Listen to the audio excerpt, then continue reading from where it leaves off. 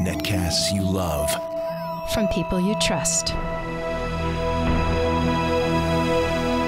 This is TWiT. Bandwidth for Ham Nation is provided by Cachefly at CACHEFLY.com.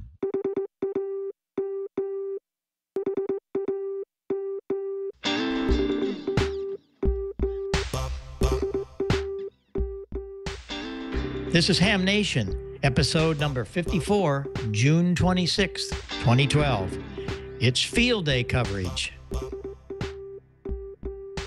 Hello, everybody. I'm back. I haven't escaped. I'm back. We're in our second home in Springfield this week and made it through all of our escapades, and we'll share some of that with you. Made Field Day, too, as we're going to find out later. Gordo, nice to see you. We missed you guys. You and Julian, are you there? Let's see where you are. And we are, and we're back from an exciting field day, and we've got some still pictures to prove it, even some videos. Right, Julian? We got videos? Yep, absolutely. Loads of videos this week. So all of you in the chat room and those viewing Ham Nation and those listening to Ham Nation, thanks for sending them in. Julian was overwhelmed, and you'll be overwhelmed when you see what we've got tonight. Bob, back to you. All right, and then we're going to move down to George, and George is taking a lead from what I did a few months ago. He tore his shack up. Hello, George. How are you? Hi, Bob. Yeah, no shack tonight here. As I mentioned last week, was in the process of removing everything from it. Well, we got it all moved out and put in a storage pod, and I got the old shack moved to the backyard.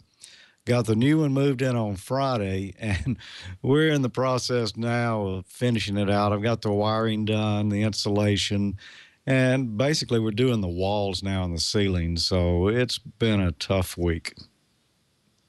I got a question for you. You didn't have Tommy and the guys come over with their blowtorch to help you take your old shack down, did you? No, Tommy came over on Saturday just to have a look. I wouldn't let Jim anywhere near it. And my friend Wayne showed up. He thought we were doing field day, and we weren't because the shack was all in boxes. So he kind of got hornswoggled into doing a little work while he was here. Well, I'm glad that you could make it. I wasn't sure when you told me you wouldn't have a shack. I figured, well, you can go to a Starbucks or something, but you're at home, and that's great. I mean, you're even going to do a smoke and solder tonight, aren't you? Yeah, we're going to try it live, and as you know, it's kind of tough to do, but we'll struggle through it one way or another, and maybe it'll work. Yeah. Well, I know it will. And then we're going to go down to Don. Don, I hear you were at not only Field Day. What else did you do on Field Day? And it's nice to see you. Missed all you guys. It's nice to see you. Yeah, we missed you as well. Yeah, Field Day, I went to, drove into New Orleans for Field Day with an old club that I used to belong to for many years. In fact, they're getting ready to celebrate their 60th anniversary, and I'm a past president of that club, so I went back to play Field Day with them. And then came home and sat around for about an hour, I guess, and cooled off, and then got in the old car and went to a car club cruise night. So I'm a little bit sunburned tonight, but having a good time. And it's good to see you back and good to see everybody else. Hello, everyone. Yeah. Well, thank you for sitting in, all of you. You do such a great job. Actually, I think you do better with me gone than when I'm here. You keep it together much better than I am. I'm pretty loose, you know. Always happy to help. You guys understand. Well, you got to understand, man, I grew up living with the Grateful Dead and the Who and Walsh. So when you talk about loose, oh, gosh, well, what can I tell you? Hey, by the way, anybody that's watching, if you're Joe Walsh fans, if you missed Sunday night, he did a live CMT, and it's probably on a replay somewhere. He and Brad Paisley, they're kicking off his new album, Analog Man. It was really cool. Really good. Well, I had quite a couple of weeks running around doing things, and one of them, we were called back to the Rock and Roll Hall of Fame. They were going to do some videos. We had a couple that won a contest that got a free trip to the Rock Hall. And I know it's not amateur radio, but a lot of us are musicians, and you're interested in music. And if you've never been there, you really need to go. So I took a little bit of video, and I'm going to narrate over it. So Alex, crank that little video up, and let's run through some of the exciting things at the Rock and Roll Hall of Fame. The building is spectacular. It was designed by the same people that built the wonderful thing in France and the Louvre there, and it's great. And just happened that the tour bus from Johnny Cash was there. That's the actual tour bus. We got to go in it. It's Grateful Dead. Really, a couple of months. They do special things, and we were there for that. And here I signed into the wall. I had signed it in 2006, but they wanted me to sign it again. So, and that you recognize, of course, as ZZ Top's Eliminator. It's right at the front door when you come in. That's a very famous car that they did. And that is Janis Joplin's car. It's got the Big Brother and the holding company's picture on the side there on the fender. Just wonderful, wonderful things. And these are the real deals. These aren't replicas. Those are hanging. That was used in U2 tour not too long ago, and up above those is that's from The Wall. Roger Waters and The Wall. Those are some of the characters they used in The Wall. Up on the 6th floor is the Sirius Studio. The vintage vinyl is done from there each day, and of course all PR40s. And we're very honored to have our microphones, and they've been in there now 6 or 7 years. And there's the console and stuff, the guide, all of that. But they're on the air every day from that studio. Really a great place. We did some interviews there with Dusty Street. And then this is when we walk in to the front of the museum, and they opened the door to amazing things. Here's Michael Jackson. These are the real things, man. These aren't replicas. These are things that he actually wore and that you saw on albums. That is Katy Perry's dress. Those things have little motors on them, and they turn while she was performing. And that, my goodness, that's old Flavor Flav's necklace, his clock that he wore all the time. And that, hey, look at that, man. You guys kid me about my shoes. That was Jerry Garcia's, one of the pair of pants that Jerry had. And then, the funnest place is Les Paul's room.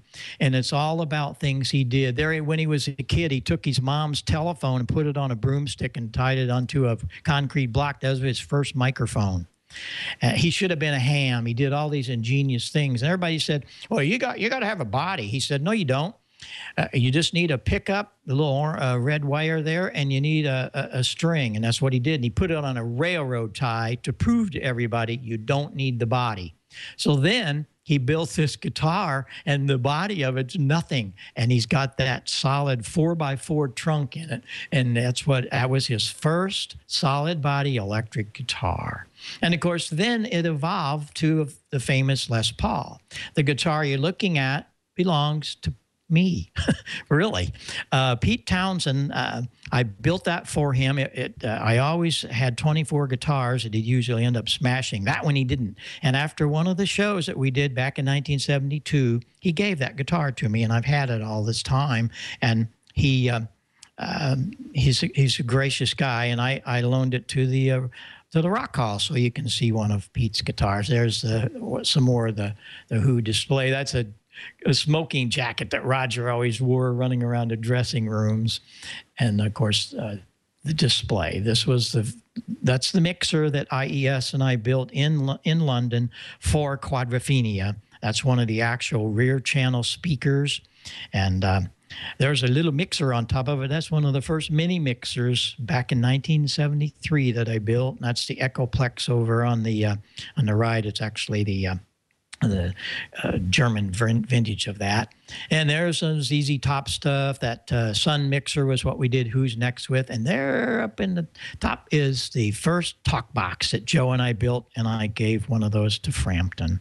And of course, Gordo, they had to check out my purple shoes. So that was a pretty good rush through hundreds of displays at the Rock and Roll Hall of Fame. You just have to go there if you get anywhere close to Cleveland, or if you don't, make it a great vacation. There's a lot of stuff to do in Cleveland. It was also Marines Week there. Marines are all over the place. But that's where I was, guys. I just had to let you know that I wasn't just sitting around somewhere. I actually had things to do, and it was a lot of fun, and I'm sorry I missed the show, but thanks for filling in, and I appreciate that. Don, you did a wonderful job, and I appreciate you being there. And have you been to the Rock and Roll Hall of Fame, Don? You got all those guitars behind you. You been there?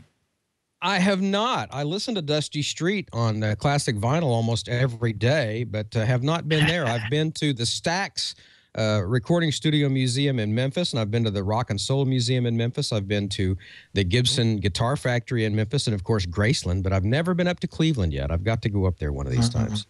You got to go. Dusty Street, she's a wonderful gal, great DJ. But did you know this?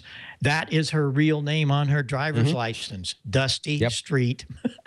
And she's a killer. She's been around forever. She's really good. She went to grade school with Pigpen of the Grateful Dead. And there's a really cool picture of her outside the studio door in the Grateful Dead display of her in Pigpen back about 1965 or whatever. But anyway, she's got stories. It was really wonderful to be there and see the Alan Freed studio, and that could be a real good question for you sometime, George.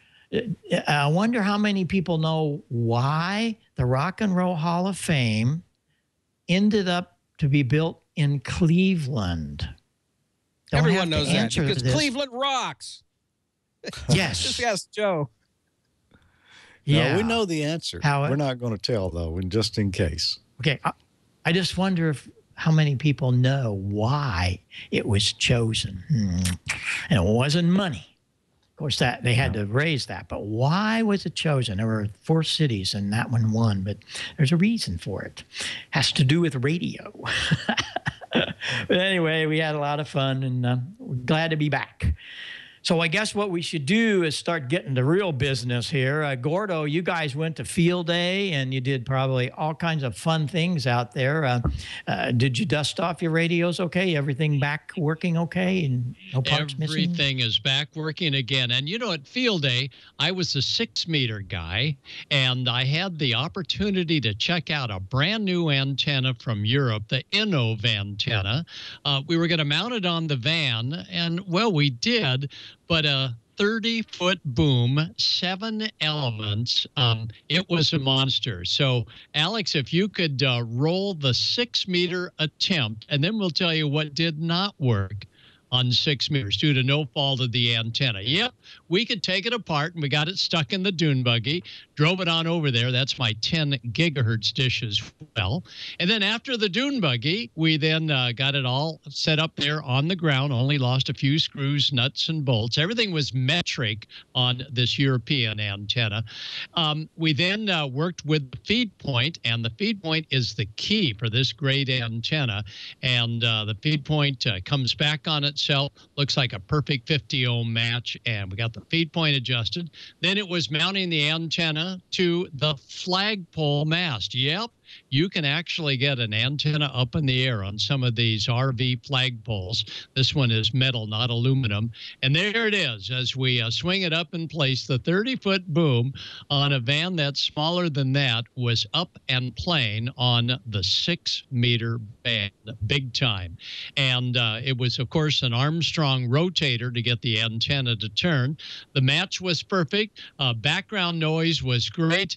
We tuned and we tuned and we listened intently on both CW as well as digital as well as voice, and the band on 6 meters did not open to Southern California. In fact, I'm not even sure it opened to the West Coast. We did have a brief opening. We worked every Texas station we could within about 20 minutes on 6 meters. But we're going to be interested in the chat room to see what they had as an experience. Innovantenna is the name, and we were very pleased with its operation, and it went up just once and stayed up, even though we had a little wind. But nothing like the wind on the next 4 shots that was experienced near Yellowstone National Park. Alex, if you'll roll the next series of shots, Chip Margelli, K7JA, and Janet, ham radio outlet, KL7MF, they went all the way up there to Wyoming, and actually, yeah, Wyoming. This is one of their antennas up and rolling. Boy, look at that great view that they had. And there they're flying the colors, and they have the American Radio Relay League. And ARRL was great to show all the locations for those field day stations that said, here's where we're going to be. And well, as you can see, there was a lot of wind involved, and they had a thunderstorm the night before. The wind was 40 to 60 miles per hour. And the next morning, well, yeah, that's what happened to one of their steel masts, not aluminum, but steel, and it had a severe bend to it. But, you know, Bob, that's what field day is all about. And, yep. Always something on the next morning for field day. That antenna is still standing, but it has a new polarization for working a little skywave. So that's some of the excitement that takes place, and we're hoping that the chat room will be coming in with all sorts of videos. Now, Julian, what have you got? Yeah, look, you got to get it with new technology. All this still stuff is fine, but let's think about iPads, okay? I know there's a show for iPads, but look what Kevin Reeve did, his N7RXE. He shot this with an iPad and edited it on iMovie. This is his field day. Roll it, Alex. Hello, everyone. This is Kevin Reeve, N7RXE, with a report from the Bridgerland Amateur Radio Club's Field Day. Up in the mountains of northern Utah at about 7,600 feet, we had a beautiful field day site. This is how we put antennas up. Ted MacArthur AC-7II and his super secret spud gun for launching antenna support systems way up in the trees. You can watch the launch here. Ooh-ah! And you can see it again in slow motion.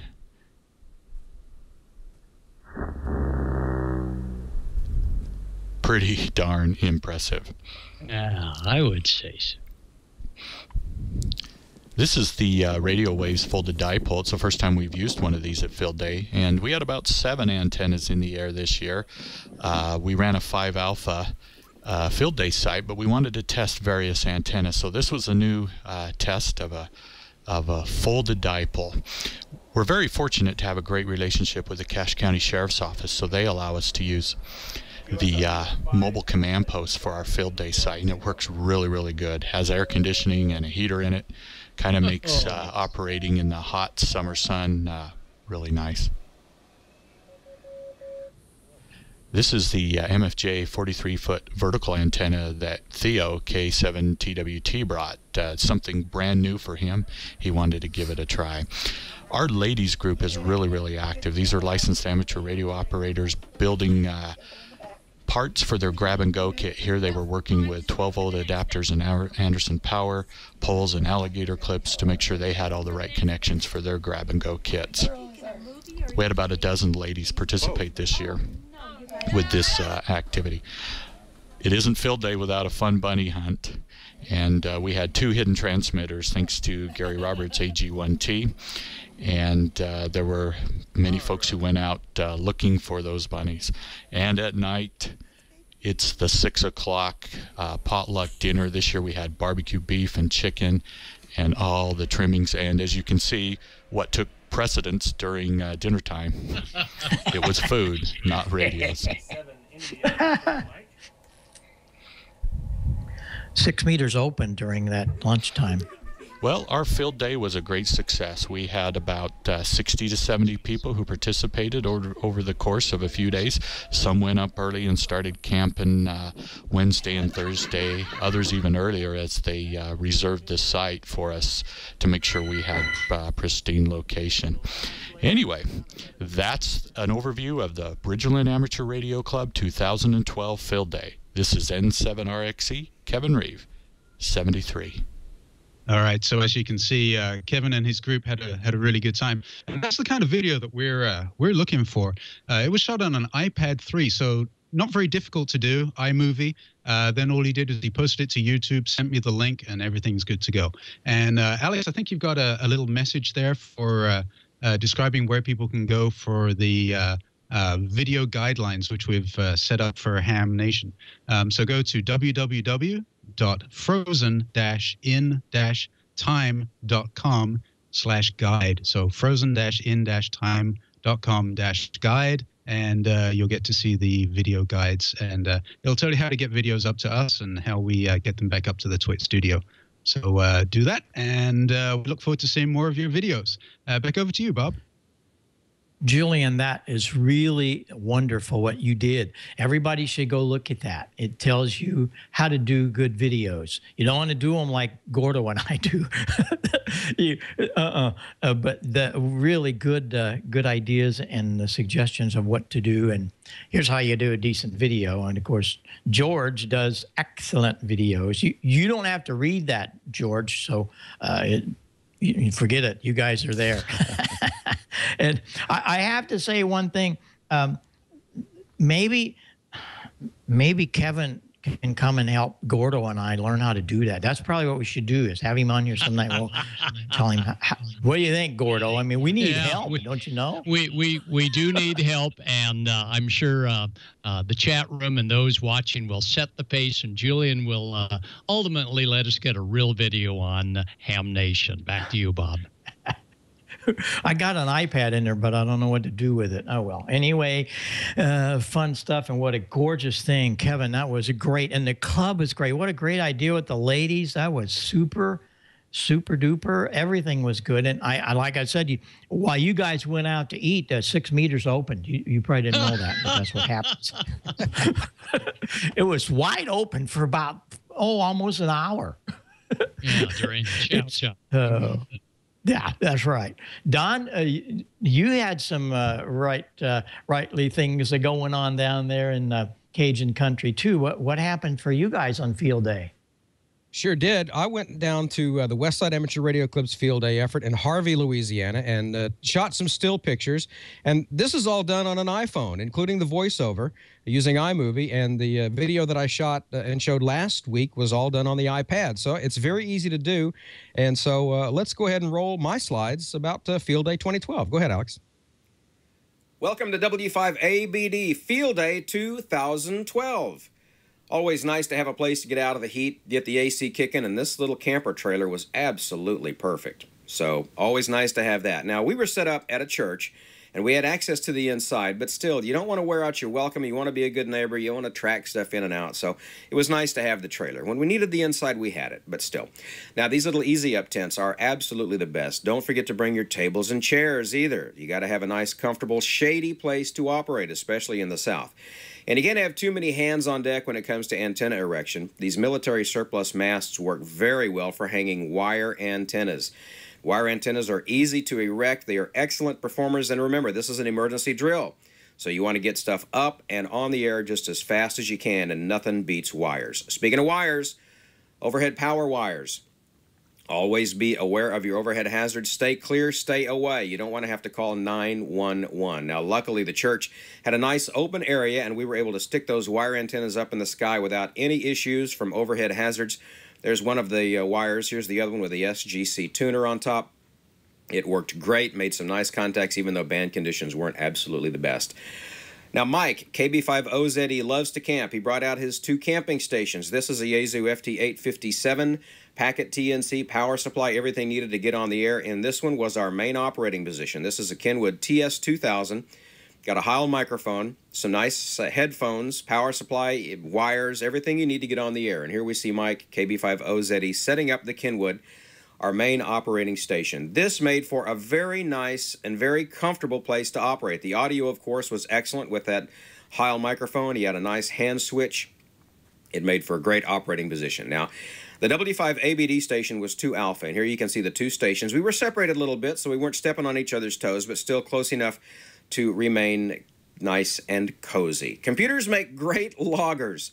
Somebody forgot to load the program, so paper logs had to do. Here are a few of my contacts. My writing not the best, so hopefully they can read that. Now, of course, always remember to practice proper RF safety, and Steve N5SC just eats that stuff up, as you can see.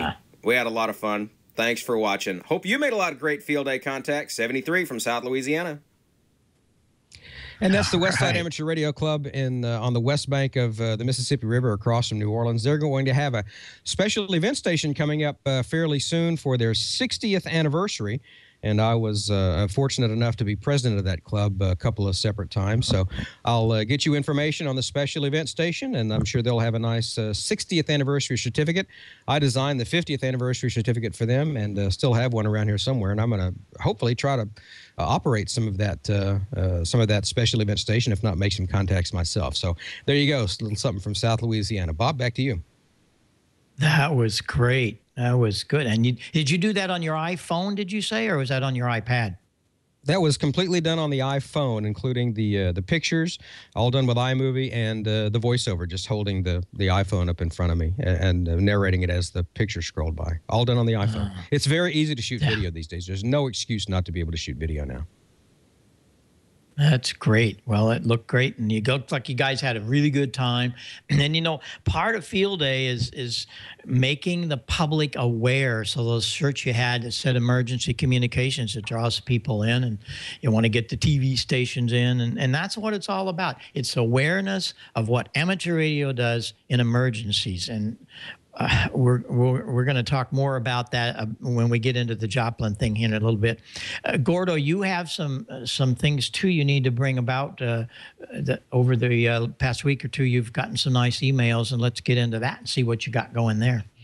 All right. Well, the emails, the majority of them are saying, give us the news. They've heard, Bob, that we have been promoted to a new day, and we're one of the top 4 at the TWiT studio lineup. So I'm going to let you spill the beans and answer all these emails saying, tell us how you did it and when we'll tune you in next. Go ahead, Bob.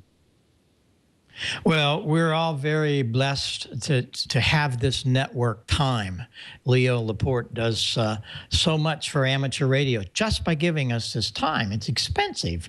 And all of the people back that you hear us, you see us in the beginning with Alex and all of the guys back there, there's many people behind things that you don't see. These are all people on payrolls, and he does all this for ham radio, his love of ham radio. Well, things are moving around in his network because his network is growing so fast. So they're going to change the day of Ham Nation, and we're going to move it to Wednesday. And the reason is they're going to put a lineup of some of his top shows on Wednesday. And it starts off as the security with Steve Gibson, which is an incredible show, by the way, of all kinds of security. Your home, your computer, whatever needs security. Steve's a master. And then they're going to have the Twig show this week, and Google Androids and all that. That happens after it. Then the big show, Triangulation. If you haven't seen Triangulation, you want to check that out, especially number 8. That's when I was invited to go meet Leo for the very first time. Leo and Tom Merritt do this show where they invite the third person, thus Triangulation. And they talk about all kinds of things. They have people in from all walks of life. It's very interesting. That show will precede then Ham Nation. So you're going to have 4 of their top shows on Wednesday. And time is the same, and Wednesday is the same. Now, one of the things as we've been checking this out that I've had it throughout the year that we've been on, I don't know why this happens, but the majority of amateur radio club meetings are on Tuesday night. Have you noticed that, Gordon? Have you got any notes about that? Oh, yeah, that's what they were saying was, thank goodness you're on Wednesday, because either have nets, Mars nets or military nets, and Wednesday will be the day. And I'm just delighted that we were among the top 4 to stay on the TWiT network. So it means we're really drawing a great audience. An audience, you're part of the show. And in a few more moments, Julian will again tell you where to send those short videos of your particular setup. Back to you, Bob. Yeah, yeah, we're very honored and blessed with that. Ham Radio is just so indebted to everybody there, Lisa and Liz and everybody. I'm going to leave people out, so I can't start that, I guess. And of course, W6TWT himself. We thank you for that, and we look forward to increasing the audience on Wednesday. So that'll be great. So pass the word, everybody. This will be our last Tuesday night, because next Wednesday, it starts in July, this new lineup for TWiT. All of the programs are moved around, by the way, so you'll have to watch and see where all your other favorite programs are on the network. But next Wednesday is July the 4th, and rightfully so, everyone in Petaluma gets a day off. So there'll be no programs on next Wednesday. But the TW... How about that? All right. So what we're going to do is we will see you on the 11th. So pass that around on all your nets, and anybody you talk to. We're here, and we're stronger, and we're happier, and we're going to be on days where more of us can be there. So that's really cool. Wednesday the 11th is the next show.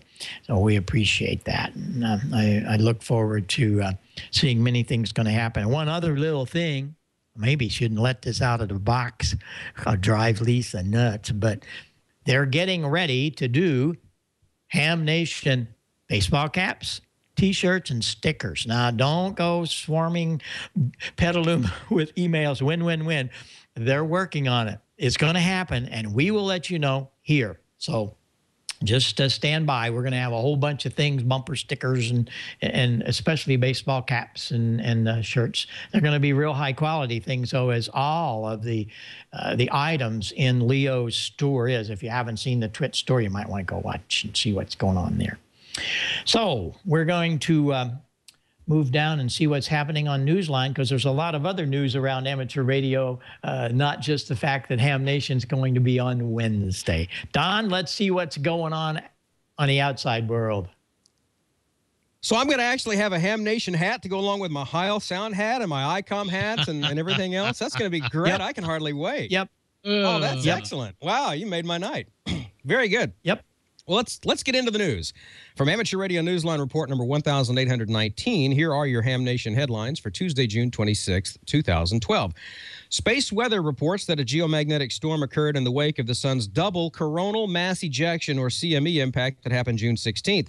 The hit, which strongly compressed the Earth's magnetic field, lit up both poles with bright auroras. Here in the U.S. and Canada, the northern lights descended as far south as Oregon, Michigan, Wisconsin, Minnesota, Iowa, Washington State, and the Dakotas.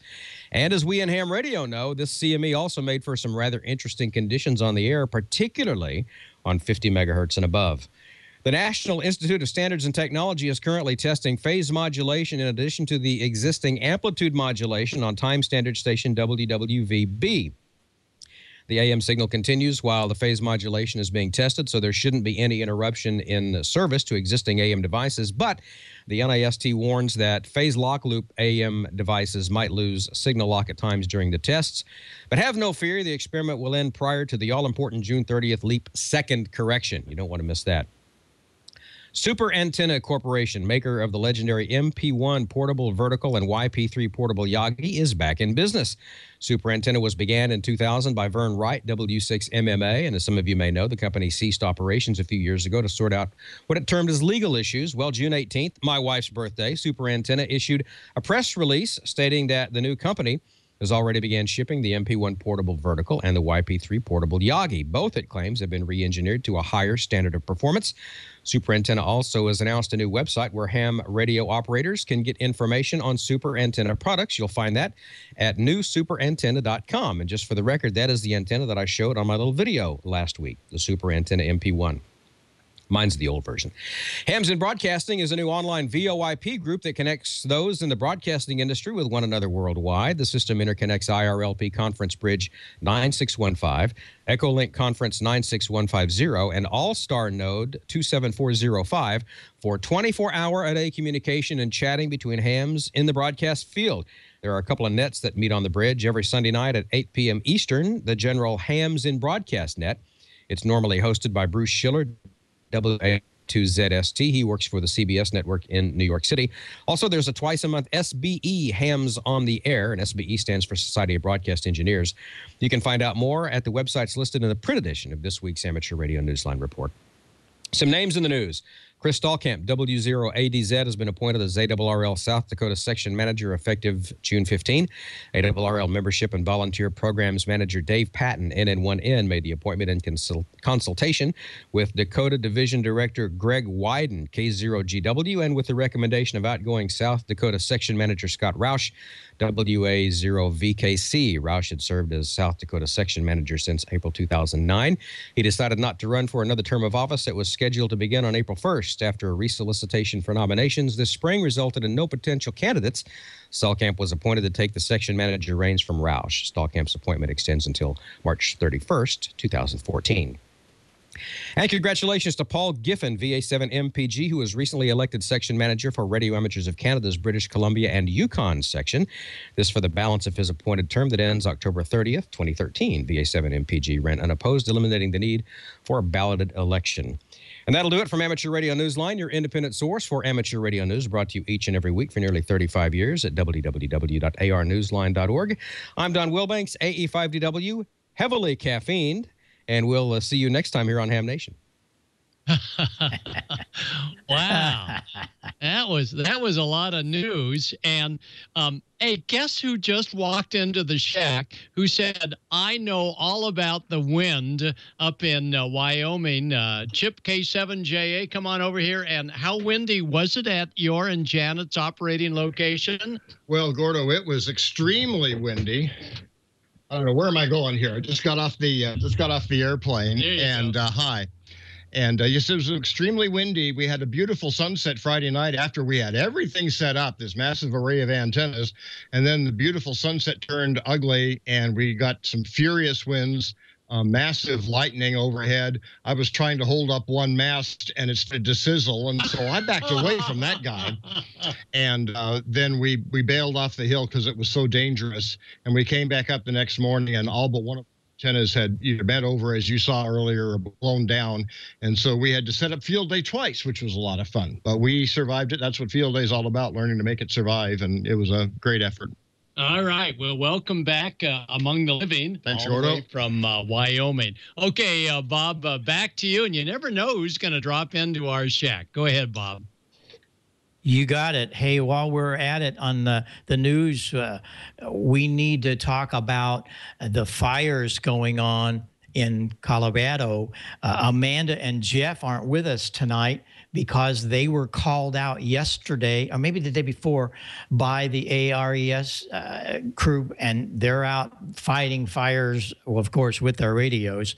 And so we want to really think about Jeff and Amanda, because the fires are close at hand there, and they have a whole team out there helping to try to coordinate some of the communications. And Gordo, have you got any last minute news from that scene? We could hear some traffic on 75 meters out here in California, and boy, the hams are really taking a proactive role in working MCOMs for the fires in Colorado. So we certainly applaud Amanda and her husband and all of those hams that are helping those fire personnel with communications. And a lot of the comms going back to the fire personnel's family, that Dave says he's tired, but he's fine and he's happy. And, you know, that's what keeps the spirit up of those brave firefighters on the lines. Absolutely. Absolutely. Well, and in the same vein of things, I was very happy that last Saturday I went to Joplin and was able to visit with some of my friends there. And Larry, a lot of you guys work VHF, probably know Larry very well. N0MST. He's been on VHF for years, and he's got a big signal on 2 and 6 meters. But he took me then over to the site of the Joplin Amateur Radio Club. But doing that, if you remember here on the show, just a day or so after all that happened, we had Bruce on, and he had live video, if you recall, from that. And here we got to see some of the very same places that we saw with all the rubble. But let's check this out. Again, these are some pictures that I took. So let's start off with that Walgreens store. Sarah and I drove through that very intersection about 3 or 4 days after the storm, and it was just rubble. Everything was down. And look at that, in this short time, they've rebuilt the entire place. There's a donut shop. Now, what you see in front of it there, as we're headed for, those were all businesses for about a mile. They're gone. It's nothing but telephone poles and light poles anymore. And then the hospital. It absolutely destroyed the hospital. And they're in position there now, just a little bit there, but I've been over a few feet. They've got wrecking balls, and they're tearing it down because they're building a brand new hospital on a new location. And again, there's another neighborhood. Those were all houses. And well, we couldn't even get through there because that road was, you couldn't tell the rubble from the houses from the road. It was awful. And now look at it. It's cleared, and they're starting to rebuild homes. And so then we got to go visit the Joplin Amateur Radio Club. The spirits are incredibly high, and they had a 3A set up, and it was really cranking. And the president, Ray Brown, had an 820. Look at that, guys. Had an 820, good old J38 key, and he had put up a loop, and he was making it happen. And they also had an 897 on one of the little TW antennas. There's the 820. Look at that. Isn't it great shape? It was just working great. And I was so happy to see these vintage pieces of gear out on field day. And I saw this antenna coming up in your yard years ago, if you remember, Gordon. That's one of the TW antennas. And they had it out on an 897. But then they also had a little satellite network, and of course, just a pair of handy talkies working the satellite. And that was really fun to see all the stations set up. And then the two guys got together some time ago, Jim and Bob.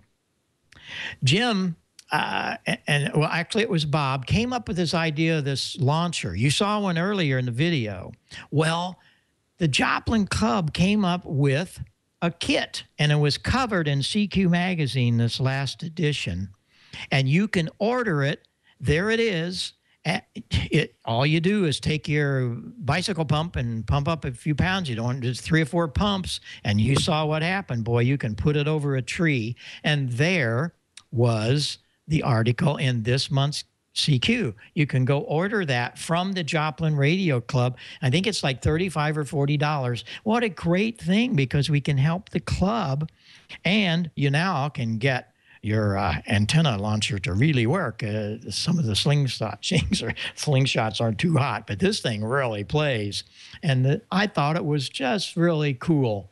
And they put up their big loop with it. In fact, I helped them pull up the last leg after they shot that last launcher, and up she went. It was so cool. And so I'm really excited about what's going on in Joplin, and all of us can help Joplin by going in and getting one of their launchers. My goodness. So check it out. You can check it on their website too, just the Joplin Amateur Radio Club. You can order it off there. But anyway, how much fun was that? Gordon, I am sure you remember some of those pictures that Bruce had. That was just horrible. It was awful, but look how it cleaned up, huh?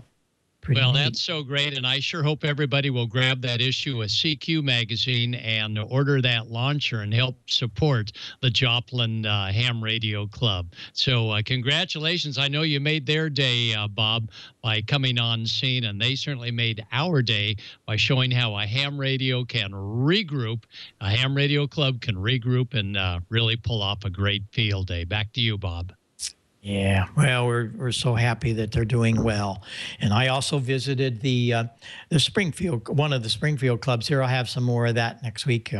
They had an interesting thing that we'll talk about. So George, what happened on field day down there? Now you said you didn't allow James to come, or you did? Did he bring his blowtorch? What'd you guys do on field day? I did not see him, and since we had just moved the new shack on the property here and began working on it, I didn't want him anywhere near here with the blowtorch. Actually, on field day, my buddy Wayne came over thinking that we were going to go do field day, and instead we ended up running wiring in the new shop and hanging insulation. So just about as hot as if we had been at field day. And you know, all my shack is in boxes right now, including my video gear, so I really didn't have a bench to do smoke and solder this week. But you mentioned something to me here that sounded like a great idea and something we need to take a look at that some hams may not consider on the PL259. If you look at the connectors here, and I don't know how hard this is going to be to do live, but, you know, they've got these little edges right here. There's two little pins, one on either side of the connector here on the ring around the outside, that are supposed to mate with the female side of the connector. And on the female side, you know, we've got all these little notches around here. And if you're not careful, when you put the connector in there, you could end up with the little notches not lining up. See, if you don't have them turned correctly, you've got that little space in there and the connector doesn't seat good. So turn that cable till it sits down all the way. Then screw the ring up on it. And once it feels like it's tight, reach back here on the back of the connector and give that wire a couple of turns and kind of rock it till you know that it's falling down in the slot there and you've got a good clean connection. Otherwise, you might have a loose ground there. Does that sound reasonable to you, Bob? Yep, and then I'm reaching for something. You need to at least get a pair of these guys and tighten the rings up. A lot of people just tighten them with their fingers and figured, oh, that's good enough. Moving things around and vibrations, whatever. Tighten that connector. You don't have to get crazy, but make sure it's tight. That's very important, to tighten that connector. Yeah, good job, George. Yeah, if that thing's not tight and you move your rig over a little bit, you'll break the ground loose. And you wonder why your SWR is high. You've got a good antenna, good coax, but something's not just right. And there's a chance that could be what you've got going on. Well, last week we announced on our contest, we talked about resistors. And I had a question here. These three resistors in parallel here, what would be the R total between points A and B there? And our winner, who knew the correct formula and to use a reciprocal there to calculate it with, came up with the answer. And he said, oh, gee, what did he say? I didn't write it down. Oh, well. 91.46 ohms, I believe, was the correct answer. And Richard, K8RMM, answered the question correctly, and he won this copy of Jerry Buston's great Constructing HF Wire Antennas. Now, next week, my shack will probably still be in boxes, but we're going to have a contest anyway. I've got another one of these great little MFJ 24-hour LCD clocks that will be given away. And, Bob, I believe we'll answer the question that you posed earlier, and that is, out of all the cities in the world, why is the Rock and Roll Hall of Fame in Cleveland? And there's a good reason for that. So if you think you know the answer, email it to me at hamnationcontest@gmail.com, and you could win the MFJ 24-hour clock. I really would like to have one of those clocks, but I'm not going to answer that. Wouldn't be quite fair, would it? Oh, yeah, that's great. You know all right. Let's see how that works. That would be great. Before you get away, we've had a few questions about this, and also I wanted to mention, tell everybody what a hidden transmitter hunt is. A lot of the guys and gals might not know what a hidden transmitter. What do we do there? Well, a lot of times we call that a fox hunt. And what we'll do is take a little low power transmitter and hide it outdoors, generally somewhere in a tree, under a bench, just anywhere. And then a group of hams will get together, and each will have their own directional antenna. And generally this, I would say probably most people do this on VHF or UHF frequencies, where your antenna doesn't have to be so big to be directional. And we go around and we try to find the direction that we're picking up the strongest signal and hunt down that fox, or, the hidden transmitter. And whoever gets there first wins. And if you've got two buddies, you can get one on this side and he can aim in, and the guy on the other side can get over there and aim in as well. And you can kind of triangulate it and pinpoint it a little bit quicker. It's a lot of fun, isn't it? They're always so much fun. Yeah. Oh, yeah. Okay, cool. I know we're going to get some questions in the chat room because there were things in that video about it. That's great. Well, we're going to go back and let Julian show you another video of an incredible station. Super duper. Julian, let's see that video you have and see what's going on in Minnesota, huh? All right. Yeah, actually, this is a video we got actually several months ago, but what with our scheduling, we weren't able to show it. So, Larry, listen up. You're on the air. This is going to be Larry Shant's WD0AKX. As you say, he's in Minnesota, and he has a great shack. But more than that, he's also showing us what happens after Ham Nation. We always have these nets that go on. So here you can see Larry checking into one of the after-show nets. Alex, do you want to roll that video?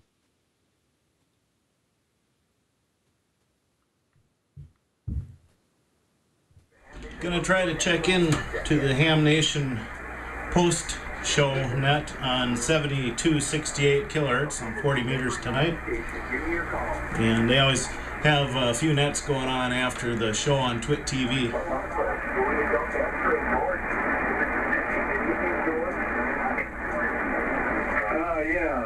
Good evening. This is George, Whiskey 5 Juliet Delta X-Ray from Smoking Solder.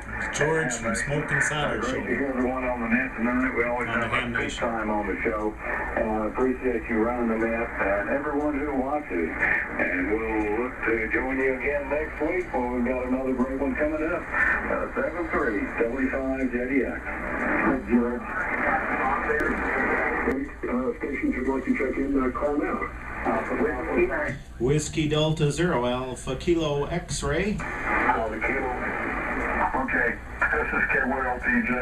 I actually copied 2 stations ending in Kilo. Yeah, there goes his tongue. Watch that. Kilo X-Ray in Minnesota. Did you give me a call again? I think he heard me. Roger. This is Whiskey Delta 0 Alpha Kilo X-Ray, WD0AKX. Name is Larry, and I'm in Albert Lee, Minnesota. And it was a great show tonight. Haven't missed an episode. Over. Oh, very good. Very good. Yeah, I watched your show and enjoyed it too. And then, Mike, did you copy me?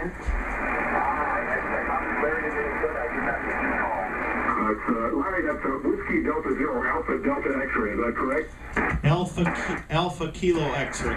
Alpha Kilo X-Ray. Okay, Whiskey Delta 0 Alpha Kilo X-Ray. Mike, do you have that for your line? Got it. Yeah, and Larry, you got a great signal here in Connecticut. Sky and dropped into your rock. I want to hear about it. And anything other than that as well. So please write in to me. And that's Amanda. If you guys are lucky enough, your story will be read on the show, on the air there. And with that, this is Kilo 1, Delta November. Amanda here. Any other check-ins, any other comments, why don't you come now?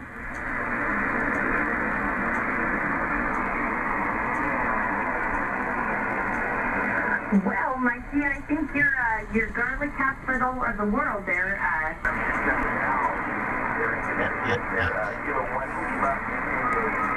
Are you still with us? WT6H, K1LTJ. I'm still here, Mike, and Amanda, you're... Oh, that was great. And you know, our valued net controllers, Mike and Bill and Joe and all of the great net controllers after the show, keep this show humming. Bob, back to you. Check this out. Oh, yeah. Yeah, I talk to Larry quite often on 40, 75, so on. Great station he has. Oh, man, it's really, really nice. I only wish I could assimilate that here. My goodness. Good job, Lair. And yeah, I already got mine set up here on 7268 and the other one on 14268. And we'll see how some of those new dipoles I have out there are going to work. We're making progress here. I'm going to tell you all about it. I get a lot of emails of like, okay. But every week you'll see things happen here, and we're eventually going to make it. I got all the coaxes buried this week, Gordo. 15 of them. You think that's too many? Yeah, those gophers will have a great time. But I'm sure you're using non-contaminating jacket, and the gophers just hate non-contaminating jackets, huh? Yep. You have to make sure when you buy the coax that you can bury it. And so we're going to get that going. Well, we want to switch our whole network to Northern Illinois, where I understand, Gordo, you happen to talk to them on field day. So let's go see what's going on with Cheryl. How are you, Cheryl, up in Northern Illinois tonight? Hi, greetings, everyone. Hello to the entire chat room. Great to see you in there, everyone. Hi, Bob. Yeah, actually, for the K9 Ocean radio station for field day at the North Shore Radio Club, where David and I were, David was on 15 meters, and Gordo said, I recognize that voice. He says, yeah, it's me. It's me. And he said his call sign, K9LPK, and it was David, and so on. So that was a nice surprise to get California out of northeastern Illinois, where he was really excited about that. Of course, I went out to get hot coffee at the time and missed that one, if you can believe it. But I have some other things in the store to possibly get some video edited and out for the very next Ham Nation show, even though it's not as close to field day. I needed a little more time to get that nice for everybody. But in the meantime, Bob, you had mentioned that your install with your antennas was all done. And I want to go back to, I think it was 3 Ham Nation episodes ago, where you talked about how you installed things. And I had some viewers actually write into me with some suggestions for you as some alternate choices to add on to what you already did. So I have my sample here, believe it or not. Lovely. Here it is. And what this is your flange that you mentioned. And there's a product by it's called Duck Seal by Gardner Bender. It stays wet. It's packaged like this. And it's sold by weight. It's a 1-pound pack, actually. So this gray stuff here doesn't allow any moisture to come through here. I think there's 18 cables in here for the various bands, and also a 6-gauge wire for the ground, as you can see. So there's your RG213 cable. So this stuff is easy to take off. It's not so sticky you can't stand it, so you can easily get in and out of it anytime you want. You could put a cap. And a couple other items on the same note that I have here for you is called Plum Quick by Fernco. It's a flexible pipe connector hose. And I'm going to hold it up here. You can see you've got a little bit of a clamp, and it's made out of rubber. So what you do is you take your handy dandy little knife like so. I'm not going to actually cut this little product, knife. But you can cut your slits in there for your cable, and then this is something you can cap off later on for the winter, or let's say you're going away for vacation. It's a summer home, whatnot. But that's the 4-inch variety. So it's 3 inches is 76 millimeters, and the 4-inch variety is 101 millimeters. But here's the little one for 3-inch if you don't have that many wires. But once again, you just take and slice what you need to pull your cables through, and you're set. But they still mentioned they thought the steel wool was a good idea because the critters, the mice, just don't like to eat through the steel to get to your cables in case they did manage to break through all that. But they were just some little extra add-ons that everybody might enjoy doing. It's just another option, shall we say. So going back over to the questions, guys, we have some questions. A comment first for Don Wilbanks from one of our viewers I saw in the chat room. It was really funny. He says, sleep is a poor substitute for caffeine anyway. He says he was all caffeined up. So forget the sleep. Caffeine works better. And that one's for you, Don. And then we had some other questions carried over from last week's show, and I didn't want to miss some of those. And that was from KD RJS, I believe. He says, if you want to wait till next week to use it, he said, could you just ask, does just about any modern ham radio display the info on a monitor like George had set up, or is that a specific feature? You know how he has like, it's not really a pan adapter, but it shows some sort of monitor. Is that radio specific, Bob, or can anybody get that? Oh, most of the radios today have a video out. George, what were you using that on? Which radio did you have that your monitor connected to?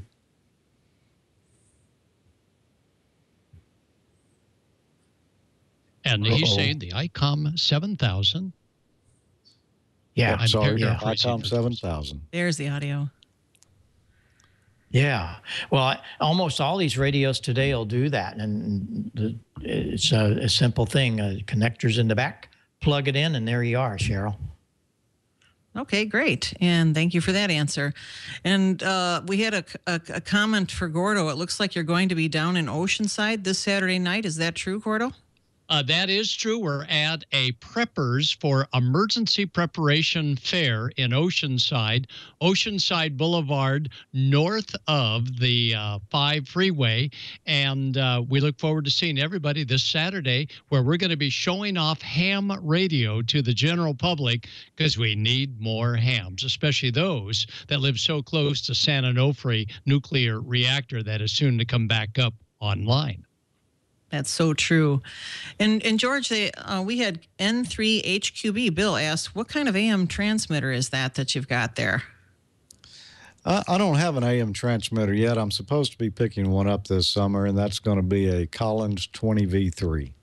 Oh, thanks. So I guess he had a premonition of you having an AM transmitter anyway. So very good. Excellent.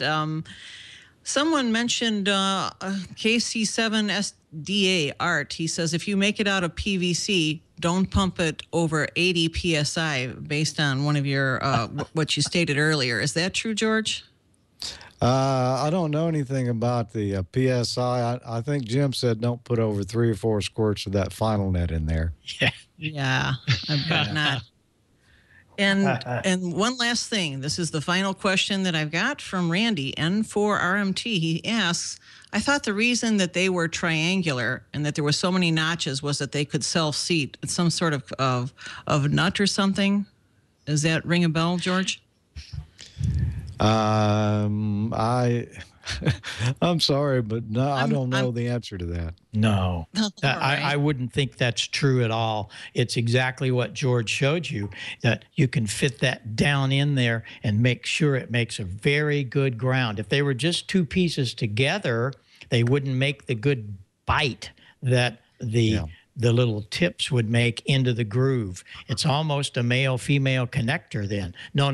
That I'm sure that's why, because you get a very solid, determined ground situation when you tighten that all down. Because like George told you, if you wiggle the back of that and it's not down in there right, it'll come loose. So you got to make sure. But that's really why they're there, I do believe.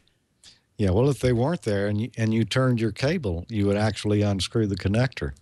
So it's a necessary thing. Thanks.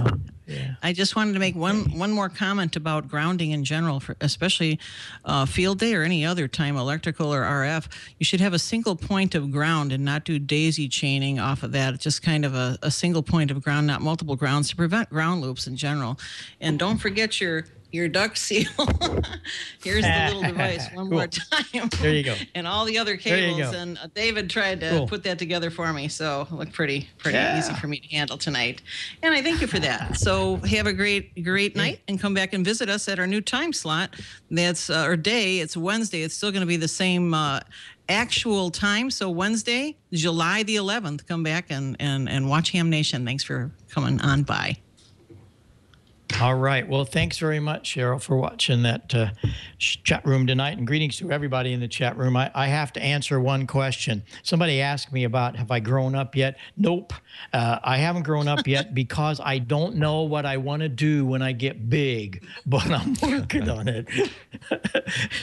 Oh, goodness. We're having too much fun, and I hope you're enjoying it with us. I hope you tell everybody that you know of the new day. We've got so much going on. I got a really nice thing from George W1LSB and Nick Tusa. There was an incredible historical thing happened a couple of weeks ago. We're going to cover that for you, where the father of single sideband, Wes Shum, he's 91 or 92, still going strong. They had a great turnout for him at his home, and we're going to see a bunch of his Central Electronics gear. So we'll have that coming up for you, so be watching. And last but not least, thanks to everybody for tuning in, and we're going to take the 0781, put it over onto radio, and talk to you guys on 7268, where Bill is, and Mike is on 14268, and we'll be looking for you there. Gordon, really good to see all your stuff tonight, and that talented guy you got sitting there beside you. My goodness, how wonderful it is to have Julian with us. So you guys have fun down there, okay? And keep the fresh air machine running, all right? We will. And Julian, now that he's married, is so much happier. All right, 73. We've got more videos for you soon, and we'll see you all 2 weeks from tomorrow night. All right, that's right. George, have fun, man. We'll talk to you on probably 75 meters after a while somewhere. So. Well, my radios are still in the box, so I won't be on for another week or so. But 7-3, Bob, we'll catch you on Skype or somewhere between now and the next show. We will. Okay. Thanks, George. And greetings to everybody. Thanks for tuning in. Be here on the 11th when we're going to have our new day. We appreciate everybody in Petaluma to put this together. Talk to you much later. And now we're going to hear Joe Walsh in the theme for all of those who get to hear the replay.